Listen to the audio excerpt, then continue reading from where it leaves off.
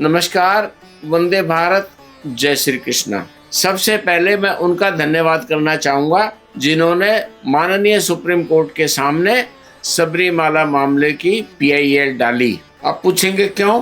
वो इसलिए, यदि ये PIL नहीं होती तो मुझे भगवान अयप्पा के बारे में इतनी शोध करने का, रिसर्च करने का अवसर प्राप्त नहीं होता। भूतनाथ सदानंद सर्वभूत दया पर रक्ष रक्ष महाभावो शास्त्रे तुभ्यम नमो नमः। सभी भूतों के स्वामी, सदैव आनंद में रहने वाले और समस्त प्राणियों पर दया करने वाले महाबाहु मेरी रक्षा करें। मैं आपको बारंबार नमस्कार करता हूँ। भारत का धर्म एक है। We follow the natural science, we follow the law of nature. हम प्रकृति विज्ञान के अधिष्ठाता हैं। जब भगवान अयप्पा के बाल रूप की पूजा करते हैं तो वो भी प्रकृति का विधान है। हमारा आपका सबका बाल रूप रहा है, शिशु रूप भी रहा है। जब हम तरुणाई की पूजा करते हैं तो हर मनुष्य के विकास के अंदर तरुण होना भी तय है, टीनेज होना भी तय है। हमारी जैन जी, वर्तमान जैन जी, इस तरुणाई और यूथ की परिभाषा। और उसके बाद हमें गृहस्थ भी होना है, और गृहस्थ होने के बाद मेरे जैसे को वानप्रस्थी भी हो जाना चाहिए। जीवंत धर्म शास्त्र हैं भगवान अयप्पा। राष्ट्र के सर्वोच्च न्यायालय में 9 श्रेष्ठ न्यायविदों की बेंच सबरीमाला केस की सुनवाई कर रही है, और ये सुनवाई अपने अंतिम परिणति पर पहुंचने के समीप है। 6 मई को सर्वोच्च न्यायालय के मुख्य न्यायाधीश न्यायमूर्ति ने टिप्पणी की है, धार्मिक संस्थाओं के अधिकार असीमित नहीं है। अदालत मानती है कि व्यक्तिगत मौलिक अधिकार और धार्मिक प्रथाओं के बीच संतुलन जरूरी है। साथ ही हर धार्मिक विवाद को संवैधानिक संघर्ष मानना भी उचित नहीं है। मैं निवेदन करना चाहता हूँ, यदि धार्मिक संस्थाओं के हक और राइट्स के ऊपर चर्चा शुरू हो गई तो अपने राष्ट्र में धर्म की इतनी मान्यताएं, परंपराएं और परिभाषाएं हैं, उनको संभालना, उनके ऊपर निर्णय देना न्यायालय से भी बाहर की बात हो जाएगी। PIL डालने वालों की मंशा संदेहों के दायरे में है। इस राष्ट्र के मूल सनातन समाज के धार्मिक अंधविश्वास और अंधकार दिखाई देते हैं, भेदभाव दिखाई देते हैं। कारण बड़ी आसानी से समझ सकते हैं। याचिका डालने वाले बाहरी विचारों के प्रभाव में हैं। कहीं न कहीं हिंदू धर्म और हिंदू मान्यताओं के ऊपर मीन मेघ निकालना उनका एक जन्मजात स्वभाव बन गया। इन्हें देश के दूसरे मजहब, रिलीजन्स या धर्म की मान्यताओं और विश्वासों में कोई कमी नजर नहीं आती। मैंने अपने पहले निवेदन में इंग्लिश की ऑक्सफोर्ड में धर्म की परिभाषाएं बोली। Uncountable the belief in the existence of a god or gods and the activities that are connected with the worship of them or in the teaching of a spiritual leader। यानी किसी ईश्वर देवता के अस्तित्व में अगणनीय असीमित विश्वास, उनकी पूजा से जुड़ी गतिविधियां और धार्मिक आध्यात्मिक की शिक्षाओं में विश्वास। ये परिभाषा मजहब और रिलीजन पर लागू हो सकती है। मैं अपने 26 अप्रैल और 4 मई के निवेदन में भारत के धर्म की विस्तृत चर्चा कर चुका हूँ। भारत कहता है जहाँ पर कन्फ्लिक्ट पैदा होता है, धर्म वह जो लॉ ऑफ नेचर से प्रमाणित किया जा सके, जैसे आंखों का धर्म देखना, कान का धर्म सुनना और पैरों का धर्म चलना होता है। दूसरी ओर रिलीजन की ऑक्सफोर्ड की परिभाषा में केवल आस्थाएं, मान्यताएं और विश्वास हैं जिनकी वैज्ञानिकता को प्रमाणित करना संभव नहीं। भारत का धर्म को परिभाषित करता है। अयप्पा शब्द की उत्पत्ति संस्कृत भाषा से हुई है। अयप्पा आर्य शब्द का दक्षिण भारतीय स्वरूप है। आर्य यानी श्रेष्ठ मनुष्य, और श्रेष्ठ मनुष्य भारत कहता है, भगवत गीता कहती है, भारत के शास्त्र कहते हैं। मनुष्य की नियति भगवान होना है। मनुष्य की श्रेष्ठता की परिभाषा श्रेष्ठ मनुष्य से आरंभ होकर अंतिम गंतव्य उसके भगवान होने तक जाती है। सबरीमाला में बैठे भगवान अयप्पा मनुष्य के भगवान होने के धर्म शास्त्र के अधिष्ठाता हैं। वैसे ही विचार हैं जैसे योगेश्वर श्री कृष्ण के। इस दुनिया में जितने मनुष्य हैं उन सबके अलग अलग विचार हैं और विचार देखे नहीं जा सकते, किंतु भाषा के अंदर पिरो करके उन्हें हम समझ सकते हैं। अयप्पा श्रेष्ठ, आदरणीय और पूज्य। भारतीय भाषाओं में इसे हम पिता के रूप में भी पूछते हैं। पिता यानी श्रेष्ठ रक्षक, रक्षा करने वाला पिता।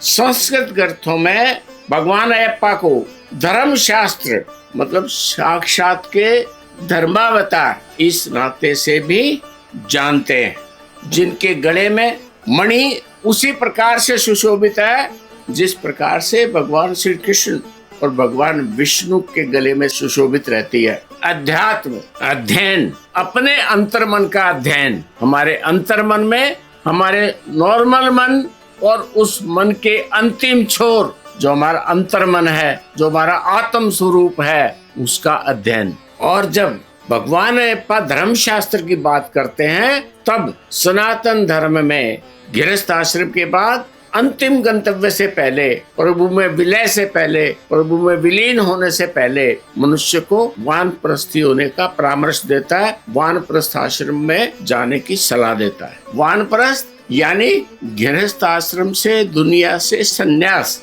और केवल भगवान का चिंतन मनन, केवल भगवान का भगवत दर्शन, एक निष्ठ होकर के भगवान की साधना में लगना। वास्तव में ये मनुष्य के विकास की यात्रा है। मनुष्य का जन्म शिशु से होता है। शिशु काल माता की छाया के अंदर चलता है। शिशु काल से बाल रूप में भगवान अयप्पा कुलथुर के मंदिर में विराजित है। अरंकाऊ में उनकी ब्रह्मचर्य के रूप में प्रतिमा है। ब्रह्मचर्य यानी तरुण, बढ़ती उम्र की तरुणाई और वयस्क बनने तक की अवस्था। और ये इसलिए उल्लिखित है क्योंकि ये आयु जब हम तरुण होते हैं, जब हमारी जैन जी तरुण होती है, तो +1 +2 की क्लास में पढ़ते पढ़ते उनके शरीर के अंदर एक विशेष प्रकार की हलचल, विशेष प्रकार की अनुभूति हमारी बेटियों में, तरुणों में और तरुणियों में होने लगती है। वो जो तरुण अवस्था है और हमारी एकेडमिक एक्सीलेंस यानी ज्ञान प्राप्ति की अवस्था, ये दोनों अवस्था एक साथ विकसित होती है।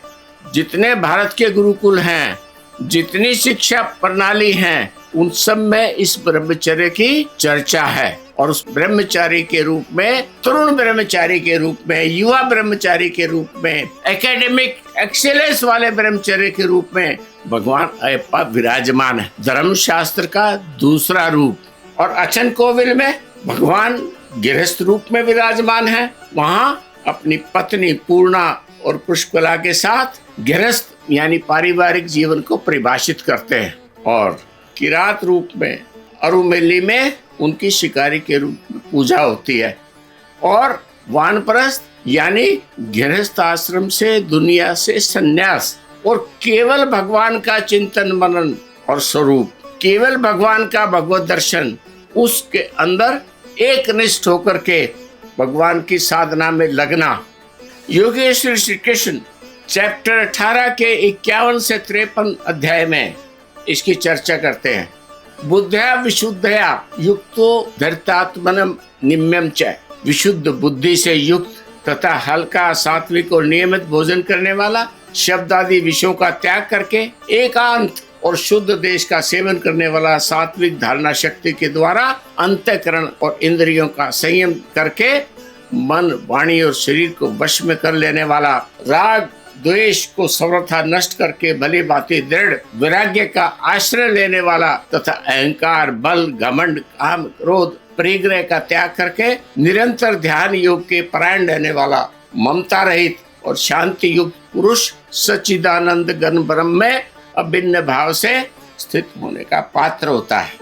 यानी मनुष्य की नियति है भगवान होना, वो परिणति में बदल जाती है। और सबरीमाला में भगवान अयप्पा इसी रूप में विराजमान हैं। इसका आरंभ कहाँ से होता है? ज्ञान विज्ञान तृप्त आत्मा कूटस्थो विजितेंद्रिय, जिसका अंतःकरण ज्ञान विज्ञान से तृप्त है, जिसकी स्थिति विकार रहित है, जिसकी इंद्रियां भली भांति जीती हुई हैं और जिसके लिए मिट्टी, पत्थर और स्वर्ण एक समान है, वह योगी युक्त यानी भगवान के साथ युक्त भगवान के साथ जो एकाकार हो गया है। किस प्रकार से एकाकार हो गया? गोमुख से जब गंगा नदी चलती, वो गोमुख के ऊपर हिम शिखाओं से एक एक बूंद टपकता पानी, और वो गंगा की पवित्र धारा जब ऋषिकेश में आती है तो उसके बीच में अलकनंदा और दूसरी नदियां आकर के पता नहीं कितने हजारों झरने आकर के मिल जाते हैं, लेकिन ऋषिकेश के अंदर आकर के गंगा कहलाती है और अपने अंतिम गंतव्य पर पहुंचकर गंगा सागर के अंदर समाहित हो जाती है। मनुष्य के भगवान में विलीन होने की परिकल्पना माँ गंगा की गंगा सागर तक जाने की यात्रा, उसमें विलय की यात्रा परिभाषित करती है। भारत की धरती पर आस्थाएं भी हैं, विश्वास भी हैं, रूढ़ियां भी हैं, अंधविश्वास भी है, लेकिन उनके साथ में उनके वैज्ञानिक प्रामाणिकता भी है, उनके वैज्ञानिक स्वरूप भी हैं। भगवान अयप्पा धर्म शास्त्र की सीधी सीधी परिभाषा इनके मूल चरित्र के साथ, इनके सन्यासी योग की योग मुद्रा के साथ किसी प्रकार का भी अन्यायपूर्ण निर्णय भगवान अयप्पा की ऐसी पवित्र धार्मिक परंपराएं मैं राष्ट्र की सर्वोच्च न्यायालय के 9 श्रेष्ठ न्यायविदों की बेंच के सामने प्रार्थना करना चाहूंगा कि उनके मूल सन्यासी रूप के और ब्रह्मचर्य के चरित्र के अनुसार जो उनकी धार्मिक परंपराएं बनी हैं, उनके साथ तथा कथित मानवाधिकारों की बात करने वालों के विवादों से बचाना चाहिए। इसलिए मैं सर्वोच्च न्यायालय के सर्वश्रेष्ठ न्यायविदों के सामने निवेदन करना चाहता हूँ, किसी मान्यता और विश्वास के पीछे उसका मूलाधार क्या है, उस मूलाधार की जानकारी लेने के बाद उससे छेड़छाड़ करना भी उचित नहीं होगा। इतने निवेदन के साथ मैं अपना निवेदन पूरा करता हूँ। नमस्कार, वंदे भारत, जय श्री कृष्णा।